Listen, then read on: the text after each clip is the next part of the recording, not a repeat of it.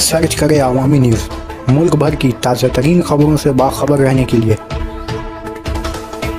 Subscribe करें हमारे channel को और बेल आइकन ज़रूर दबाएं।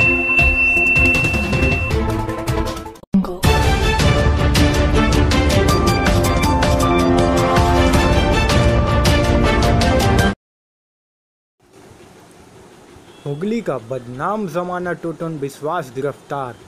चंदन नगर पुलिस कमिश्नरेट की टीम गुज़श्ता रात चंदसुरा की जरी फार्म के इलाके से उसके 2 शागिर्दों के साथ गिरफ्तार की है।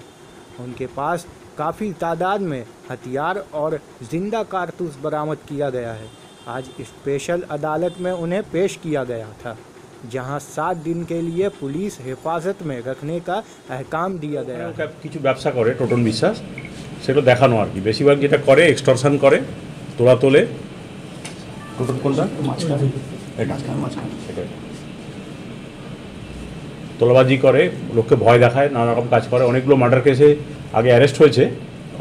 অ্যারেস্ট হয়ে লাস্ট 2 বছর 1.5 বছর আগে, 1.5 বছর 2 বছর আগে বেরিয়েছে। বেরোনোর পর থেকেও বিভিন্ন লোককে ভয় দেখানো, চমকানো, কন্ট্রাক্টারি কাজ করা, নানা রকম মানে যেগুলো অসামাজিক কাজ সেগুলোর সঙ্গে যুক্ত ছিল।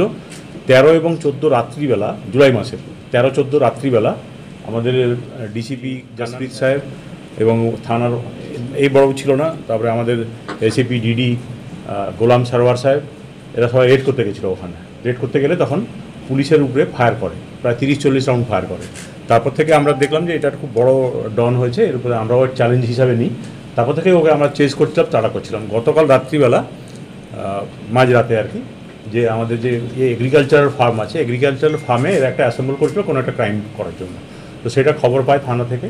থানার বড়বাবু খবর পেয়ে আমাদের জানায়, এসিপি সাহেব, ডিসিপি সাহেব, এসিপি ডিডি সাহেব সবাই মিলে গিয়ে রেড করে। রেড করলে পালিয়ে যায়, কিন্তু 3টে লোককে ওর ধরা পড়েছে। একটা হচ্ছে টোটন বিশ্বাস, যে মেন ডন, ওকে আমার টার্গেট ছিল, ধরা পড়েছে। প্রবীর মণ্ডল বলে একজন ধরা পড়েছে, ওর অ্যাসোসিয়েট। আরেকজন হচ্ছে কিশোর বিশ্বাস।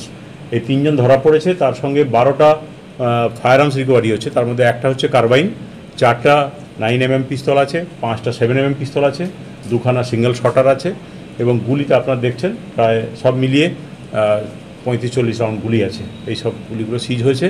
আমরা এদের যে বাকি গ্যাং মেম্বার আছে, এদিকে আমরা রবীন্দ্রনগরের ভেতরে এদিক ওদিক চলে গেছে। রবীন্দ্র যেহেতু খুব বড় একটা জায়গা, মাঝখানে অনেকবার আমরা রেড করেছি। এর মাঝখানে ড্রোন নিয়েও রেড করেছিলাম, আপনারা জানেন।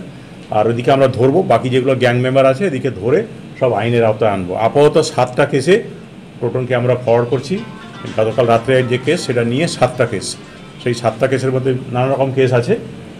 তারপরে আমরা রিমান্ডে নিয়ে ওর ওখানে আমরা খুঁজবো। ওর সুপারি ফ্যাক্টরিটা খুব বড় এবং ওর বিভিন্ন জায়গাতে হাইড আউটস আছে। সেই জায়গা সবগুলো পৌঁছানো সম্ভব হয়নি, সেগুলো আমরা খুঁজবো। যদি দেখি যে সে ড্রাগ চোরাচালান বা অন্যান্য কোনো আরও অসামাজিক কাজের সঙ্গে যুক্ত আছে, সেগুলো কেসগুলোকে আমরা তখন ওর বিরুদ্ধে নতুন নতুন কেসগুলো আমরা করবো রিমান্ড পিরিয়ডটা।